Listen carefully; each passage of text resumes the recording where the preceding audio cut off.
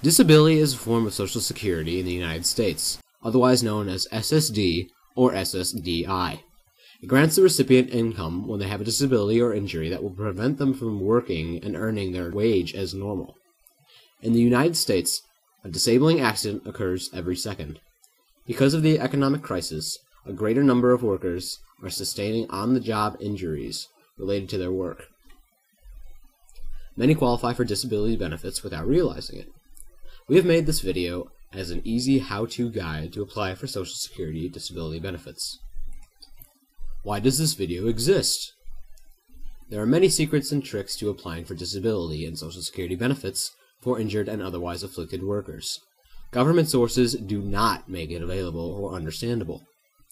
One thing to remember is that disability claims are evaluated on the basis of your physical and mental impairments and are determined not by whether or not your condition causes disability, but by how much it keeps you from working.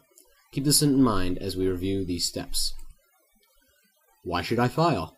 If you are approved to receive disability, you will receive a monthly subsidy from Social Security. Step 1. File immediately. Regardless of what anyone says, if you are currently disabled or injured, it is wise to see if you qualify for disability. The first step is to file right away. Disability claims take a very long time, sometimes many months to process, and the sooner you get it started, the better. The process begins by finding the Social Security office nearest you. Find your local security office by entering your zip code on this website. Take down their number and address. The application can be started over the phone, in person, or at the Social Security government website. You may be subject to an interview or hearing, and probably a medical examination. After you file, find out the status of your claim by calling the Disability Determination Services examiner assigned to your case. Usually calling the Social Security office repeatedly does nothing. If a representative of one of the branches reviewing your case says your application will be completed by a certain date, chances are it's just a guess. Also keep in mind that if rejected, an applicant can appeal to denial by requesting an appeal within 60 days. They will send you forms to fill out in the mail, and you should return them promptly.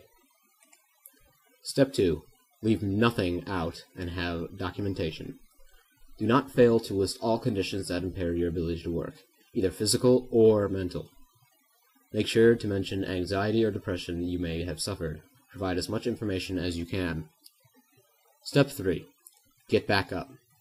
One sure way to increase your chances of getting the statement of a doctor or physician willing to back up your claims and state you are legitimately unable to work or are otherwise impaired in your ability to work.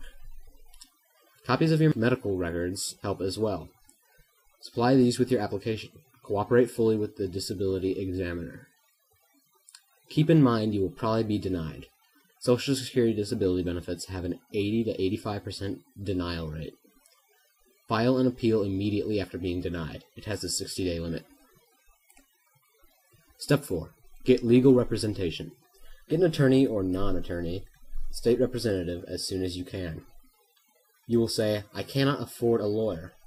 The fee for the representation is only paid after the case has been won. If it's not, there is no fee. But the lawyer will still charge you for an out-of-pocket expenses. For a disability case, a representative can charge 1/4 of whatever pay an applicant wins if their case is approved. However, this can only go up to $5,300 legally. If you get an attorney or representative, be sure to keep them fully informed at all times. Keep in mind that how badly you need the money will have almost no bearing on how quickly your case is processed. You can try to write what is called a dire need letter, which is a letter claiming that you cannot wait the normal amount of time for a hearing, or else it might have dire consequences for you.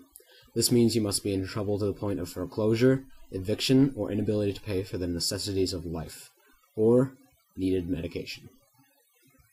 Mention any threats to your health or home, foreclosure, before anything else. Attach any documentation that you can use to prove your case. Keep a copy on hand in case it is lost by your local office.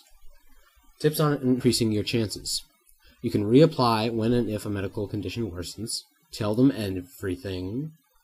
Take all medication as prescribed by a doctor and make sure you follow all doctor's instructions. Don't make it easy for them to reject you. Make sure you have them updated on your current phone, email, and fax address.